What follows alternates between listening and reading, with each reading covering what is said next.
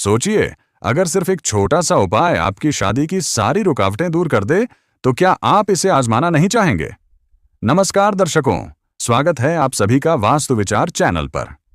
19 अप्रैल 2026 रविवार यानी अक्षय तृतीया के पावन दिन पर अगर किसी के विवाह में अड़चन आ रही है, शादी में देरी हो रही है या बार बार रिश्ते बनते बनते रुक जाते हैं, तो आज मैं आपके लिए एक ऐसा प्रभावी श्रीफल यानी नारियल से जुड़ा उपाय लेकर आया हूं, जिसे अगर आपने पूरे विश्वास के साथ कर लिया तो विवाह की बाधाएं दूर होंगी, मनचाहा रिश्ता मिलेगा और अच्छे रिश्तों की शुरुआत तेजी से होने लगेगी। साथ ही इस बार खास बात यह है कि यह दिन रविवार को पड़ रहा है, जो सूर्य देव का दिन माना जाता है।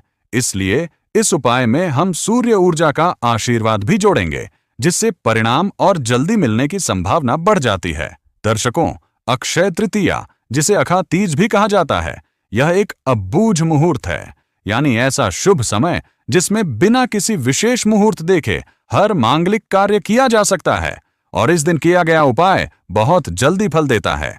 यही कारण है कि पुराने समय से ही इस दिन विवाह, दान, जप, तप और हर शुभ कार्य को विशेष महत्व दिया गया है। अगर आपके घर में भी शादी को लेकर बार बार रुकावट आ रही है, रिश्ते बनते बनते टूट जाते हैं या सही जीवन साथी नहीं मिल पा रहा है, तो यह दिन आपके लिए एक अवसर की तरह है, जिसे बिल्कुल भी नजरअंदाज नहीं करना चाहिए। कई लोग कहते हैं कि हमने बहुत उपाय किए लेकिन कुछ फायदा नहीं हुआ, तो इसका कारण यह होता है कि या तो समय सही नहीं होता या फिर उपाय पूरी श्रद्धा और सही विधि से नहीं किया जाता। लेकिन अक्षय तृतीया ऐसा दिन है जहां समय खुद आपका साथ देता है। इसलिए इस दिन किया गया छोटा सा उपाय भी बड़ा परिणाम दे सकता है। बस जरूरी है कि आप इसे विश्वास और सकारात्मक भावना के साथ करें। अब अगर ज्योतिष की दृष्टि से समझें तो विवाह में देरी या बाधा आने के पीछे कई कारण हो सकते हैं, जैसे कुंडली में ग्रहों का असंतुलन, मंगल दोष, शनि की ढैया या साढ़े साथी का प्रभाव, राहु केतु की स्थिति, पितृदोष या फिर सप्तम भाव का पीड़ित होना। ये सभी कारण मिलकर जीवन के इस महत्वपूर्ण निर्णय को प्रभावित करते हैं और कई बार व्यक्ति समझ ही नहीं पाता कि समस्या कहाँ है। हमारा शरीर और हमारी ऊर्जा 5 तत्वों से बनी होती है: अग्नि, पृथ्वी, वायु, आकाश और जल। जब इन तत्वों में संतुलन बना रहता है तो जीवन सुचारू रूप से चलता है, लेकिन जैसे ही इनमें असंतुलन आता है, वैसे ही जीवन के महत्वपूर्ण क्षेत्रों में बाधाएं दिखने लगती हैं, खासकर विवाह जैसे मामलों में। इसलिए इस उपाय में इन तत्वों को संतुलित करने का भी एक सूक्ष्म प्रयास छिपा हुआ है। अब बात करते हैं उपाय की। तो यह उपाय जितना सरल है उतना ही प्रभावशाली भी है। इसके लिए आपको एक पानी वाला नारियल यानी श्रीफल लेना है, एक हल्दी की गांठ, एक सुपारी, 1 रुपये का सिक्का, कुमकुम, अक्षत, पिसी हुई हल्दी और लाल रंग का कलावा धागा।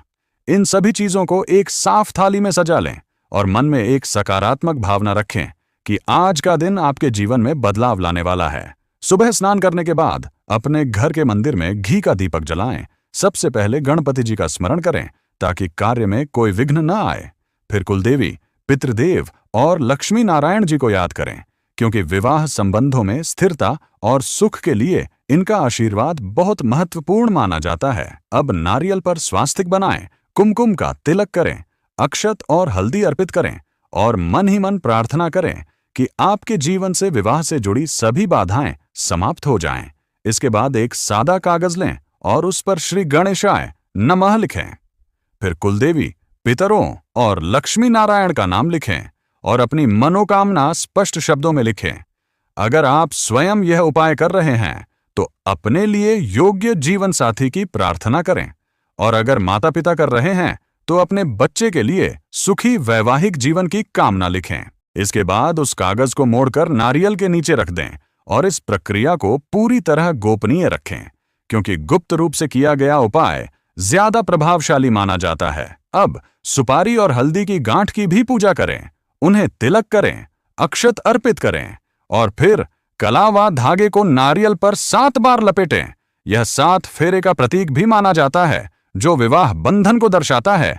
इसके बाद एक बार फिर भगवान से प्रार्थना करें और विशेष रूप से सूर्य देव का ध्यान करते हुए कहें कि हमारे जीवन में उजाला और सकारात्मकता आए, क्योंकि रविवार का दिन इस उपाय को और भी शक्तिशाली बना रहा है। इस पूरी सामग्री को दिन भर और पूरी रात मंदिर में ही रहने दें, इसे छेड़ें नहीं। यह प्रक्रिया आपके घर की नकारात्मक ऊर्जा को धीरे धीरे समाप्त करने का काम करती है।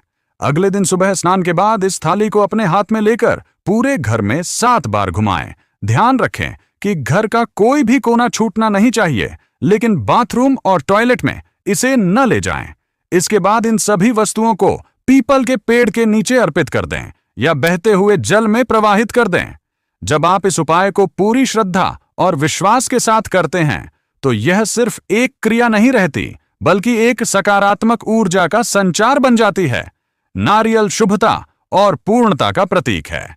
हल्दी गुरु का आशीर्वाद देती है। सुपारी मंगल का संकेत है और सिक्का लक्ष्मी जी की कृपा को आकर्षित करता है। ये सभी मिलकर आपके जीवन में विवाह के योग को मजबूत करने का कार्य करते हैं। चलिए आज का दूसरा उपाय आपको बताते हैं। सबसे पहले अक्षय तृतीया के दिन सुबह जल्दी उठकर स्नान करें और साफ सुथरे, संभव हो तो पीले या हल्के रंग के कपड़े पहनें। इसके बाद अपने घर के मंदिर या किसी शांत जगह पर बैठकर भगवान विष्णु और माता लक्ष्मी का ध्यान करें। ध्यान रखते समय अपने मन को शांत रखें और अपने विवाह की कामना स्पष्ट रूप से मन में बोलें, जैसे कि मेरा विवाह शीघ्र हो और मुझे योग्य जीवन साथी मिले। अब भगवान के सामने घी का दीपक जलाएं और श्रद्धा से एक साबुत हल्दी की गांठ और थोड़ा सा गुड़ अर्पित करें। हल्दी को विशेष रूप से विवाह का प्रतीक माना जाता है, इसलिए इसका इस उपाय में खास महत्व है। इसके बाद ओम लक्ष्मी नारायणाय नमः मंत्र का कम से कम 108 बार जाप करें। जाप करते समय जल्दीबाजी बिल्कुल न करें। हर एक मंत्र को भाव और विश्वास के साथ बोलें। आप चाहें तो माला का उपयोग कर सकते हैं, ताकि गिनती भी सही रहे और ध्यान भी केंद्रित बना रहे। जाप पूरा होने के बाद भगवान से प्रार्थना करें कि आपके विवाह में जो भी बाधाएं हैं वे दूर हों और आपका जीवन सुखद और संतुलित बने। फिर उस हल्दी की गांठ को एक साफ पीले कपड़े में बांधकर अपनी अलमारी या जहां आप अपने कपड़े रखते हैं वहां सुरक्षित रख दें। अंत में बस इतना ही कहना चाहूंगा कि किसी भी उपाय का सबसे बड़ा आधार आपका विश्वास और आपकी भावना होती है, इसलिए इसे पूरे मन से करें। जल्दबाजी में नहीं, बल्कि शांति और श्रद्धा के साथ करें। परिणाम आपको जरूर देखने को मिलेगा। तो दर्शकों, अगर आपको यह जानकारी उपयोगी लगे तो इसे ज्यादा से ज्यादा लोगों तक जरूर पहुंचाएं। मिलते हैं अगली वीडियो में एक नई जानकारी के साथ। धन्यवाद।